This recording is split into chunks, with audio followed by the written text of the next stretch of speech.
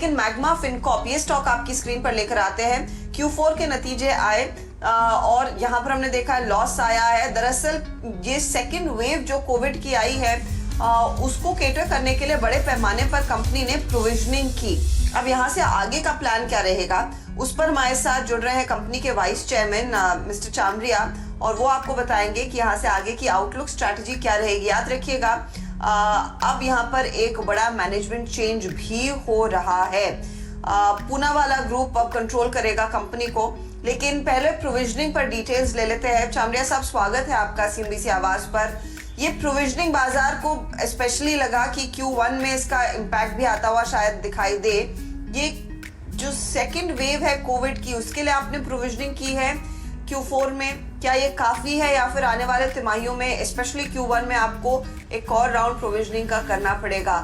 किन एरियाज में, किन अकाउंट्स में आपको सबसे ज्यादा दरअसल प्रेशर दिख रहा है एट द मोमेंट? नमस्कार। एक तो जैसे आपने बताया सही, ये हमारा जो अकाउंट्स है वो अप्रूव हुआ कल की बोर्ड मीटिंग में, तो उसमें हमको 2 महीने का करंट ईयर में अप्रैल और मई का परफॉर्मेंस दिख रहा था। और जो अप्रैल और मई में 60% कंट्री में हमारे आज लॉकडाउन लगा हुआ है कोविड वेव 2 के तहत, और वेव 2 जो है आपके वेव 1 से ज्यादा घातक और सीरियस साबित हो रही है। तो इस वजह से हमने ये निर्णय लिया कि हम चौथे क्वार्टर में मार्च 2021 में जितना प्रोविजन हमें जरूरत हो हम उतना कर लें, जिससे क्वार्टर 1 में या क्वार्टर 2 में जो कोविड वेव 2 आई है उसका हमारे ऊपर कोई असर ना पड़े। तो इसलिए जो हमने इतना ज्यादा जो प्रोविजन किया है 621 करोड़ रुपए का, वो उसी बाबत किया है जिससे चालू साल में हमारे रिजल्ट में कोई भी उसका इम्पैक्ट नहीं आए। इसके अलावा जैसे आपने बताया कि मैनेजमेंट चेंज हो रहा है, इनफैक्ट कल जो है, कल की बोर्ड मीटिंग में मिस्टर आदर पूनावाला, उनको कंपनी का चेयरमैन नियुक्त किया गया है। मिस्टर अभय बुत्रा को मैनेजिंग डायरेक्टर बनाया गया है और मिस्टर विजय देसवाल ज्वाइन कर रहे हैं जुलाई फर्स्ट वीक में बतौर CEO के। तो इतना बड़ा जो मैनेजमेंट चेंज हो रहा है उसमें ये भी निर्णय लिया गया कि अब आने वाले समय में हम बहुत ही ज्यादा स्ट्रिंजेंट राइट ऑफ पॉलिसी भी फॉलो करेंगे। तो जो पहले हम 2 साल पे राइट ऑफ करते थे, अब वो हम 6 महीनों में राइट ऑफ कर रहे हैं। ये आपके व्हीकल फाइनेंस, ट्रैक्टर फाइनेंस में जो हम SMEs, जो छोटे जो बिजनेसमैन होते हैं, उनको जो अनसिक्योर्ड लोन देते हैं, वो पहले हम 450 दिन पे राइट ऑफ करते थे, वो अब हम 3 महीना मतलब 90 दिन पे राइट ऑफ कर रहे हैं। और जो हम अफोर्डेबल हाउसिंग में लोन देते थे उसको हम पहले कोई डेट के ऊपर राइट ऑफ नहीं करते थे, लेकिन उसको भी हमने निर्णय लिया कि 730 मतलब 2 साल की जैसे ही हो जाएगा NPA उसको भी राइट ऑफ कर देंगे। इसकी वजह से भी हमने 274 करोड़ रुपए का हिट लिया मार्च क्वार्टर में।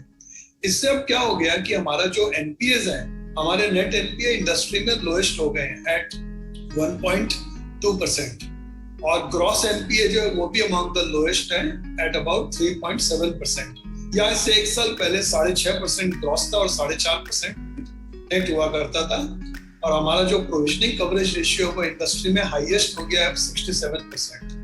तो ये एक बहुत ही कंजर्वेटिव और स्ट्रिंजेंट पॉलिसी नए मैनेजमेंट आने के वजह से हम लोगों ने डिसाइड किया कि फॉलो करेंगे, और इसकी बदौलत अब कोविड वेव 2 से हम पूरे रूप से सुरक्षित हैं।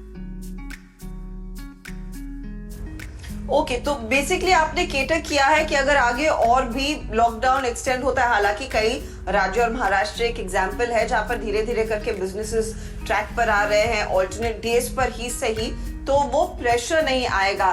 सर, एक क्या ब्रॉडर आइडिया दे पाएंगे कि एक तो आपने राइट ऑफ की साइकिल को शॉर्टन किया है, वो एक स्टांस नया मैनेजमेंट लेता हुआ दिखाई दे रहा है, कोई ऐसे स्पेसिफिक सेक्टर्स जहां पर ये नए मैनेजमेंट को लगता है स्कोप है, पोटेंशियल है बिजनेस को बढ़ाने का? क्या आप हमें एक आइडिया दे पाएंगे कि यहाँ से आगे बिजनेस को बढ़ाने की स्ट्रैटेजी क्या रहेगी?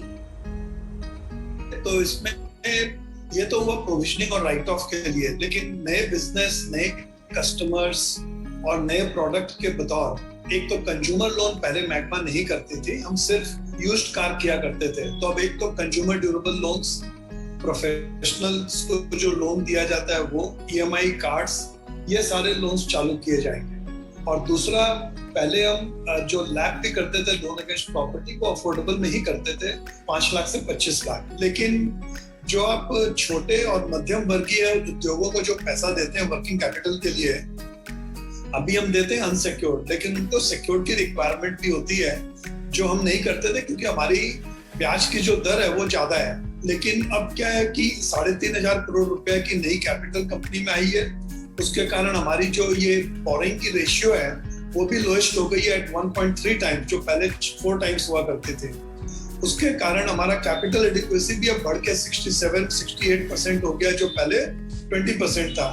तो इन सब कारणों से हमारी बैलेंस शीट अब बहुत ज्यादा सशक्त हो गई है, जिसके कारण क्रेडिट रेटिंग में सुधार आएगा, कॉस्ट ऑफ फंड्स गिरेंगे। तो अब छोटे और मध्यम वर्गीय उद्योगों को लैप लोन्स 25 लाख रुपए से लेकर के 3 करोड़ रुपए तक के भी दिए जाएंगे। ये एक नया प्रोडक्ट और आएगा।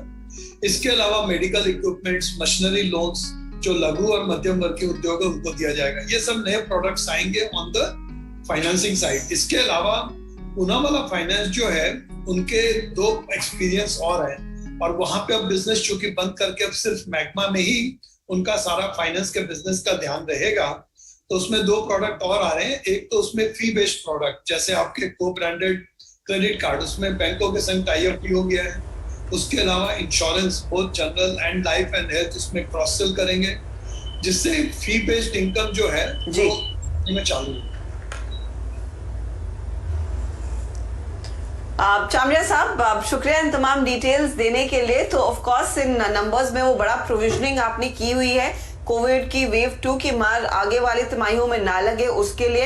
एंड मोस्ट इंपॉर्टेंटली देखिए, जो चामड़िया साहब आपको कह रहे हैं, शायद यही वजह है कि स्टॉक आज करीब करीब 5% ऊपर है, कि नए मैनेजमेंट ने स्ट्रैटेजी तैयार कर ली है। एक तो प्रोविजनिंग और राइट ऑफ्स के लिए नई रणनीति है, नए एवेन्यूज इन्होंने ढूंढे और 4 से 5 कम से कम नए प्रोडक्ट्स लॉन्च होते हुए दिखाई देंगे अपने बिजनेस को बढ़ाने के लिए। ये फिलहाल मैग्मा फिनकॉर्प का आगे का यहाँ पर एजेंडा रहेगा या फिर रणनीति रहेगी। ऑल द वेरी बेस्ट चामड़िया साहब आने वाली तिमाहियों के लिए।